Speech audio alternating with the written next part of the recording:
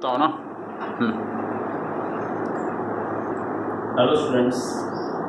अब आज जो अपने को टॉपिक पढ़ना है रिसिप्ट्स एंड पेमेंट्स अकाउंट के बारे में है वो। ठीक है, कल आपने देखा था जिसमें हम capital receipts, revenue receipts, capital expenditure, revenue expenditure, इन सब के बारे में आपने स्टडी किया था। आज भी पढ़ना पड़ेगा उसमें फाइनल अकाउंट्स कौन से होते हैं नॉन प्रॉफिट ऑर्गेनाइजेशन के। तो स्टूडेंट्स, फाइनल अकाउंट्स जो होते हैं नॉन प्रॉफिट ऑर्गेनाइजेशन के वो तीन कैटेगरी में बटे रहते हैं। फर्स्ट है रिसिप्ट्स एंड पेमेंट्स का अकाउंट, सेकेंड है इनकम एंड एक्सपेंडिचर का अकाउंट और थर्ड है बैलेंस शीट। सबसे पहले आते हैं हम रिसिप्ट्स एंड पेमेंट्स के अकाउंट। रिसिप्ट्स एंड पेमेंट्स का अकाउंट आप समरी कह सकते हैं कैश बुक का। उसमें कैश बुक में जैसे अपन जितने कैश रिसिप्ट्स आए, जितने कैश पेमेंट आए, उनको डेट वाइज रिकॉर्ड कर देते हैं। और रिसिप्ट्स एंड पेमेंट्स में भी आपके जितने भी कैश रिसिप्ट्स आएंगे, जो पेमेंट्स आएंगे, उनको एट द ईयर एंड आपको रिकॉर्ड करना है। मतलब समझ लो डेली रिकॉर्ड होता था अगर कैश रिसिप्ट कैश पेमेंट तो वो कैश बुक था, और ईयर के एंड में अगर आप उसको मेंटेन करेंगे तो वो रिसिप्ट्स एंड पेमेंट्स का अकाउंट होगा। कुल मिला के रिसिप्ट्स एंड पेमेंट्स का अकाउंट कैश बुक की एक समरी है। दो साइड होते हैं उसमें, एक होता है रिसिप्ट्स जिसको अपन डेबिट साइड में शो करते हैं, एक होता है पेमेंट्स जिसको अपन क्रेडिट साइड के नाम से शो करते हैं। डेबिट साइड में जितने भी रिसिप्ट्स आपके आए, चाहे वो रेवेन्यू रिसिप्ट्स हो चाहे वो कैपिटल रिसिप्ट्स हो, ये दोनों रिसिप्ट्स को अपने को शो करना है। सिमिलरली पेमेंट साइड में भी आपको चाहे रेवेन्यू एक्सपेंडिचर हो चाहे कैपिटल एक्सपेंडिचर हो, दोनों एक्सपेंडिचर्स को अपने को शो करना है उसमें। और एट द एंड हमारे पास में लास्ट में कैश और बैंक बैलेंस कितना बचा ये फाइंड आउट करने के लिए बनाते हैं। तो ये रिसिप्ट्स एंड पेमेंट्स का अकाउंट था। रिसिप्ट्स एंड पेमेंट्स का अकाउंट अपन ये बोल सकते हैं कि कैश बुक की समरी है, जिसके डेबिट साइड में पूरे कैश रिसिप्ट्स आपको शो करना है, चाहे वो कैपिटल रिसिप्ट हो चाहे रेवेन्यू रिसिप्ट्स हो। और पेमेंट साइड में आपको पूरे पेमेंट्स को शो करना है, चाहे आपका कैपिटल पेमेंट हो चाहे रेवेन्यू पेमेंट्स हो। और इसके साथ ही साथ में हमें ये भी देखना है कि अगर किसी ट्रांजैक्शन में कैश इन्वॉल्व नहीं है, जैसे कोई आउटस्टैंडिंग एक्सपेंस हुआ, कोई अक्रूड इनकम हुआ, जो पेमेंट हमें नहीं मिला है या नहीं दिए हैं, उन सबको शो नहीं करना है। सिमिलरली वैसे डेप्रिसिएशन हुआ, ये कैश पेमेंट नहीं है तो वो आपको शो नहीं करना है। सिमिलरली वैसे जैसे आपको कोई इनकम मिलने की बची है, अक्रूड इनकम हुई या कोई पेमेंट देने का बचा है, तो उन सब चीजों को शो नहीं करना, क्योंकि उसमें कैश इन्वॉल्व नहीं होता है। वही अगर आपके पेमेंट्स अगर आप कर रहे हो, जैसे प्रीपेड हुआ, प्रीपेड मतलब कैश तो आपने पे किया, वाले नेक्स्ट ईयर गए लेकिन पे किया, तो वो आप शो करोगे आप, क्योंकि आपका कैश इन्वॉल्व हुआ है, कैश का आउटफ्लो हुआ है। वैसे कैश का जो इनफ्लो हुआ उसमें, जैसे कोई एडवांस इनकम मिल गई आपको एडवांस इनकम, भले नेक्स्ट ईयर की इनकम आपने ले ली है एडवांस में, लेकिन कैश तो आपका आया है, कैश आपका इनफ्लो हुआ है, करके आपको उसको शो करना है। तो कुल मिला के रिसीप्ट्स एंड पेमेंट अकाउंट मतलब एक ऐसा समरी हुआ कैश बुक का, जो पूरे cash receipts, capital receipts, revenue receipt जितने भी आपके एक फाइनेंशियल ईयर में आए हैं, इनफ्लो हुआ है कैश, उनको शो करोगे। और जितने भी आपके पेमेंट्स हुए, चाहे कैपिटल एक्सपेंडिचर हो चाहे रेवेन्यू एक्सपेंडिचर हो, जो आपका आउटफ्लो हुआ है कैश का with in a financial year, वो शो करोगे। रिसिप्ट में से एक्सपेंडिचर्स को आप माइनस करोगे या रिसिप्ट में से पेमेंट को माइनस करोगे आप, तो जो आपका अमाउंट नेट बचेगा वो आपका कैश बैलेंस रहेगा। तो वही कैश बैलेंस को फाइंड आउट करने के लिए अपन कैश मतलब रिसिप्ट्स एंड पेमेंट्स का अकाउंट प्रिपेयर करते हैं। तो अब आते हैं हम उसके फॉर्मेट में, रिसिप्ट्स एंड पेमेंट अकाउंट का जो फॉर्मेट रहता है। सबसे पहले जो भी आपका इंस्टीट्यूशन का नाम रहेगा, name of the non profit organisation, ये टॉप मोस्ट हेडिंग में आपका रहेगा। उसके बाद फिर आपको रिसीप्ट्स एंड पेमेंट्स अकाउंट करके इसमें शो करना पड़ेगा हेडिंग। दूसरा चीज आपको एक ईयर के एंड में बनता है करके, फॉर द ईयर एंडेड 31 मार्च जो भी दिया हुआ रहेगा, सपोज अपन 2019-20 अजम्पशन कर लेते हैं तो ये 20 रहेगा। एक साइड पूरे आपके रिसीप्ट का साइड रहेगा, जिसे हम डेबिट साइड के नाम से बोलेंगे। एक साइड आपका पूरा पेमेंट्स का साइड रहेगा, जिसे हम क्रेडिट साइड के नाम से बोलेंगे। अब कौन सा चीज कहां पे आता है वो आपको देखना है। सबसे पहले जो शुरुआत होती है रिसीट्स एंड पेमेंट अकाउंट की, वो होती है टू बैलेंस ब्रॉट डाउन। जितना भी आपका कैश का और बैंक का ओपनिंग बैलेंस है, उस बैलेंस को आपको शो करना है। Cash in hand, cash at bank, ये दो को अपने को शो करना है।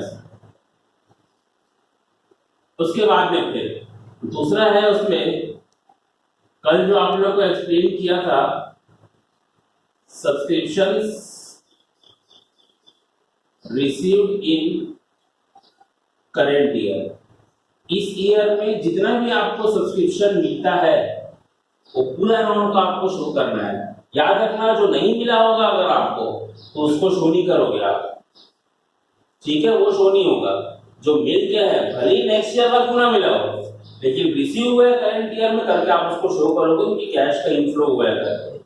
उसके बाद आता है अपना एंट्रेंस फीस। जितने भी नए मेंबर्स आपके एडमिट हुए, लास्ट में अपन ने देखा था उसका मीनिंग, सब्सक्रिप्शन का एंट्रेंस फीस क्या क्या होता है करके।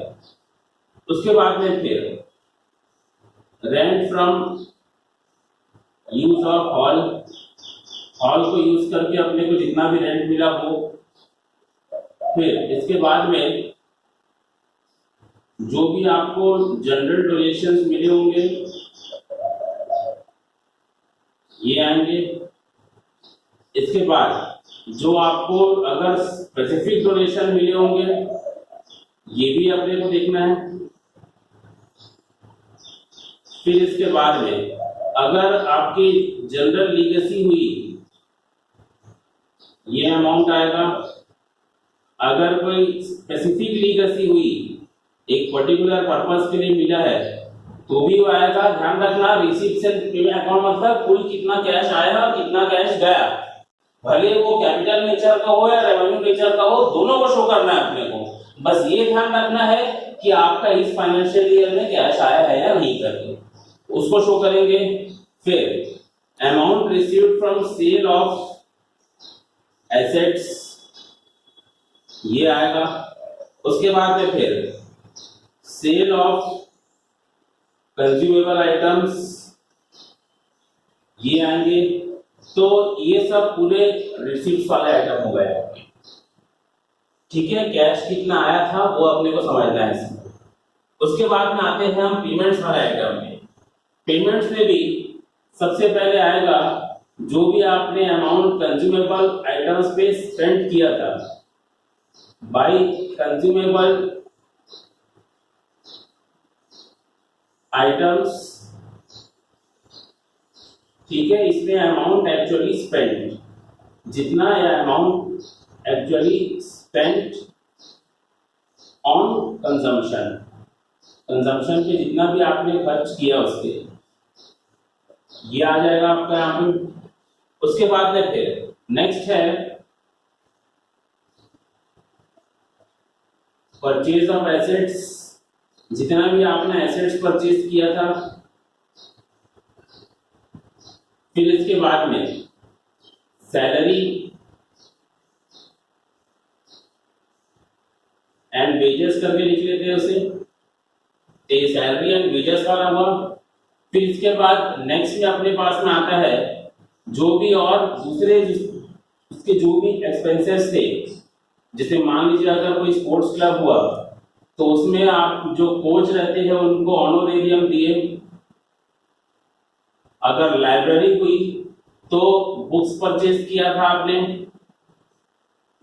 फिर इसके बाद में और अगर कोई हॉस्पिटल्स हुए तो मेडिकल इक्विपमेंट्स अगर आपने परचेज किया। तो ऐसे हर वो एक्सपेंसेस चाहे कैपिटल नेचर के हो चाहे रेवेन्यू नेचर के हो, वो दोनों को आपको शो करते हुए चलना है। उसमें दोनों एक्सपेंसेस शो होंगे। बस ये ध्यान रखना कि इस फाइनेंशियल ईयर में आपके पास से कैश गया है या नहीं। याद रखना, अगर आउटस्टैंडिंग दिया है, एक्रूड दिया है, तो इन सब चीजों को शो नहीं करना है। डेप्रिसिएशन दिया है, उसको भी आप शो नहीं करोगे। क्योंकि उसमें कैश इन्वॉल्व नहीं होता है। सिर्फ वही ट्रांजैक्शंस को फोकस करना है जिसमें कैश इन्वॉल्व होता है आपका, चाहे वो आपका कैश रिसीप्ट्स हो, चाहे वो आपका कैश पेमेंट्स हो। रिसीप्ट्स होगा तो डेबिट में लिखोगे, पेमेंट्स होगा तो क्रेडिट साइड में लिखोगे आप। ठीक, उसके बाद अगर स्पोर्ट्स वाले आपके हुए तो expenses on ground maintenance, ground को मेंटेन करने के लिए जो खर्चे हो गए ये, और भी अगर कोई अदर एक्सपेंसेस हुए तो वो मिसलेनियस एक्सपेंसेस को अपने को शो करना है इसमें। ये होगा। अब उसके बाद में फाइनली आपको बैलेंस कैलकुलेट करना है उसमें।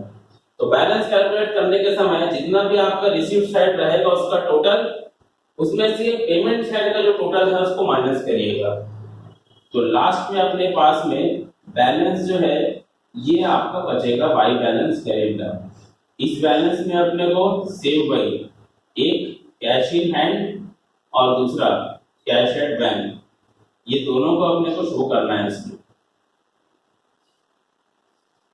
तो ये इस तरीके से रिसीप्ट्स एंड पेमेंट्स का अकाउंट बनता है। रिसीप्ट्स एंड पेमेंट अकाउंट याद रखना, बोर्ड एग्जाम्स में बहुत ही रेयर चांस है जो आएगा करता है, बहुत ही रेयर है। लेकिन ऐसा इग्नोर भी आप नहीं कर सकते ना, क्योंकि बोर्ड दे रहे हो तो अनप्रेडिक्टेबल रहता है, कहीं भी कुछ भी आने का रहता है उसमें चांसेस। नहीं पढ़ के जाएंगे ऐसा मत करना, ये पढ़ना है अपने को उसको। भले आप उसमें फोकस थोड़ा कम रखें लेकिन फोकस रहना है आप लिखने में। ठीक है, तो आज की क्लास के लिए इतना सफिशिएंट है। फॉर्मेट को पूरा दिमाग में आप रखे रहेंगे, कल इसके न्यूमेरिकल्स देखेंगे। ठीक, thank you very much sir.